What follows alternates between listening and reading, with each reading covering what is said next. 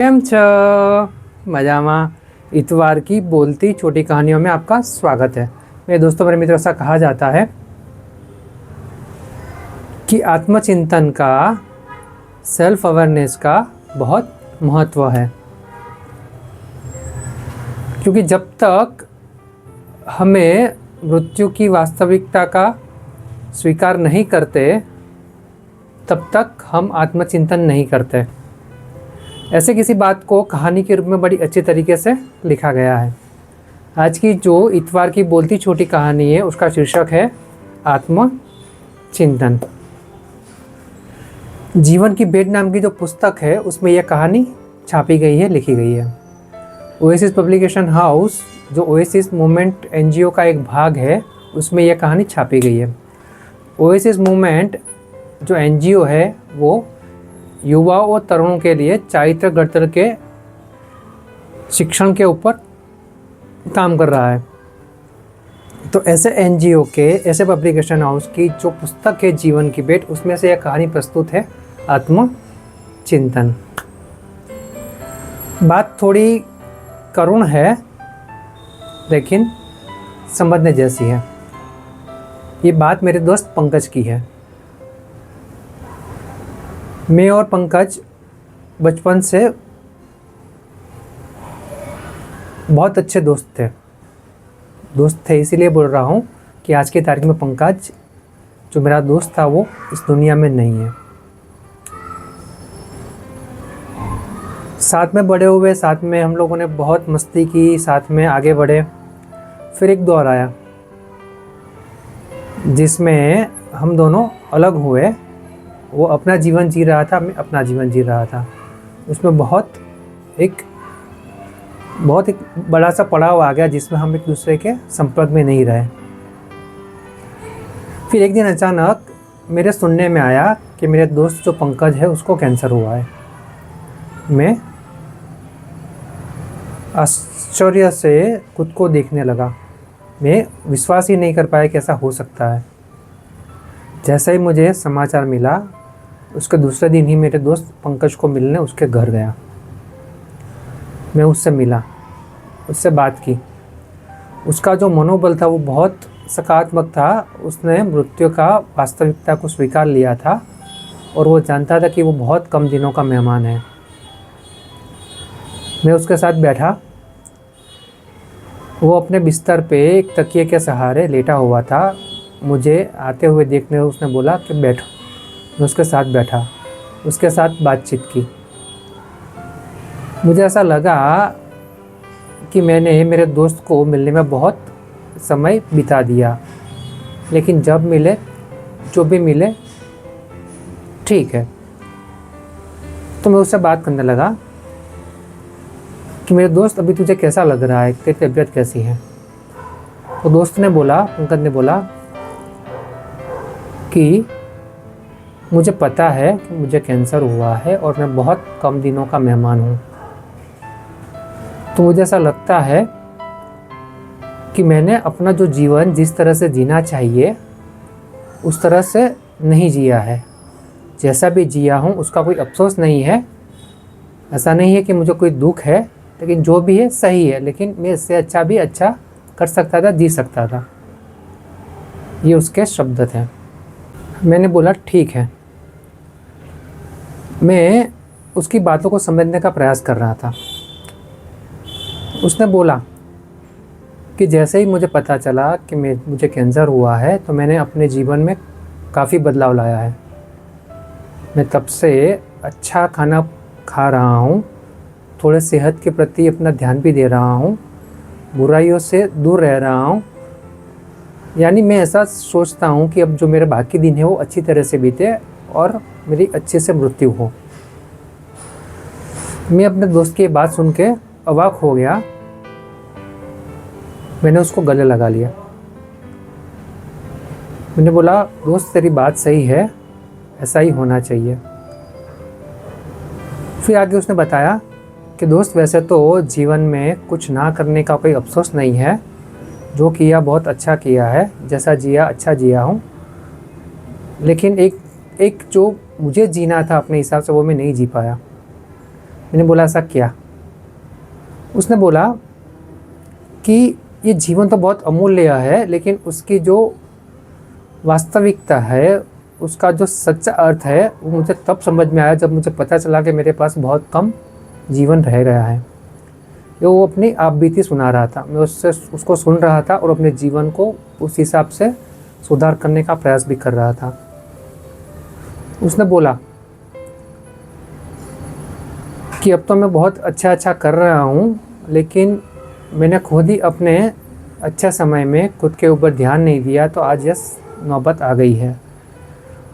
और मेरे दोस्त, मैं तुझे क्या बताऊँ, मुझे जो खुशी मिलती है वो दूसरों को खुश देखने में खुशी मिलती है।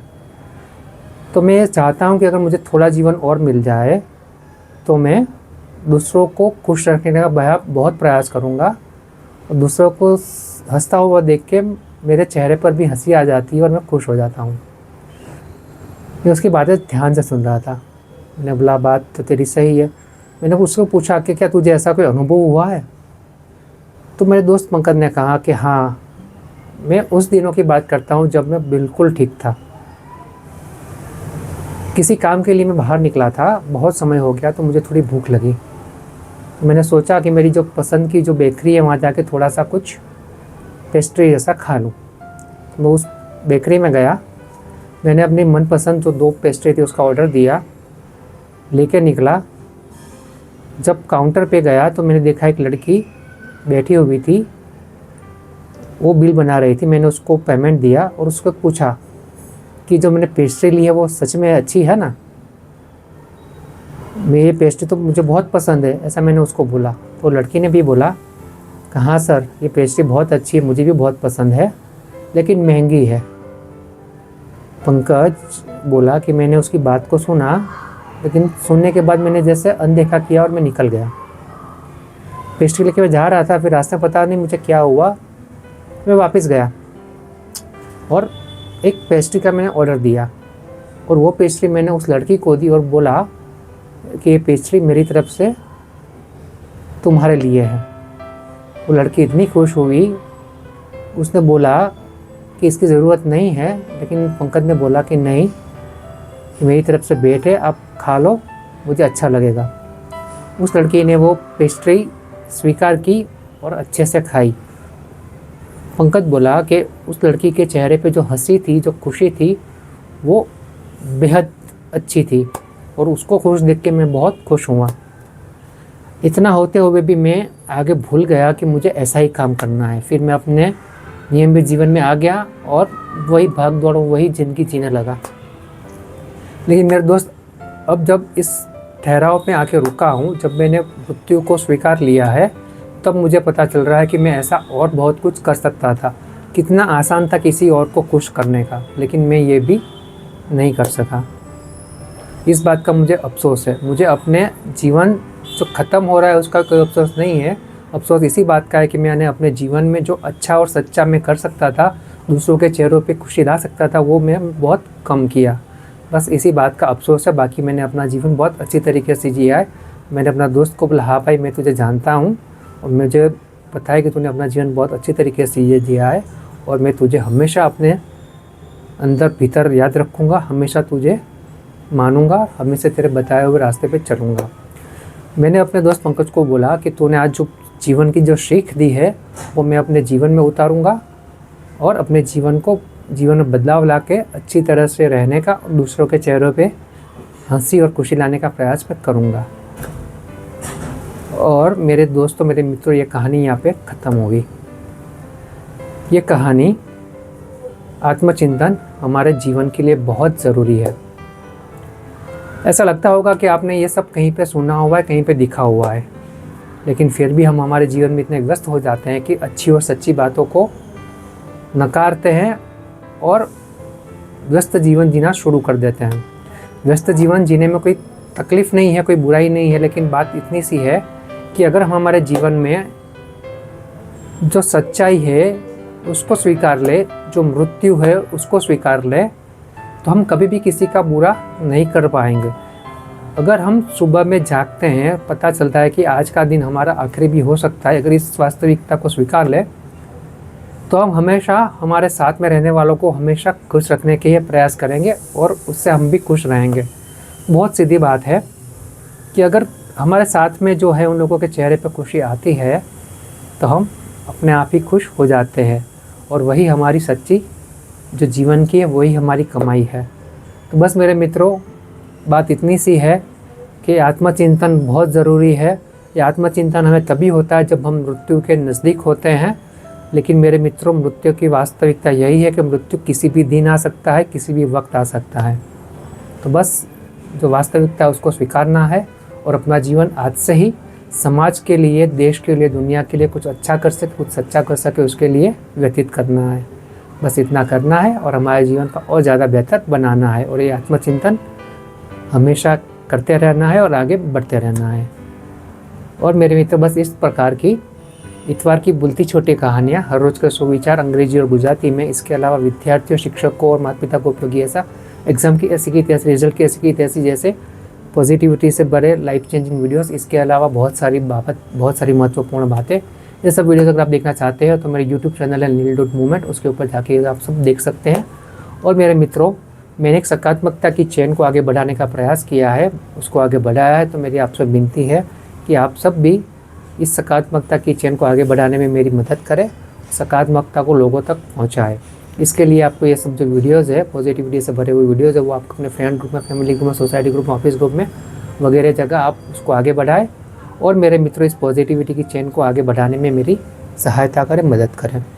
मेरे मित्रों, आज के इस नकारात्मकता से भरे वातावरण में, नेगेटिविटी से भरे हुए एटमॉस्फेयर में अगर हम किसी के पास कुछ अच्छी और सच्ची बात पहुँचा सकते हैं और उससे वो व्यक्ति अपना जीवन बचा सकता है, सुधार सकता है, तो ये हमारी सबसे बड़ी जीत होगी। और मैं इसीलिए ये सब कर रहा हूँ, तो मैं आपका सहयोग भी चाहता हूँ। अब मेरे मित्रों, हम मिलेंगे अगले इतवार को। अगले इतवार की बोलती छोटी कहानी का नाम है सच्ची संपत्ति का रहस्य। मिलते हैं अगले इतवार को। अगले इतवार की बोलती छोटी कहानी का नाम है सच्ची संपत्ति का रहस्य। तो मिलते हैं अगले इतवार को, तब तक के लिए आओ जो।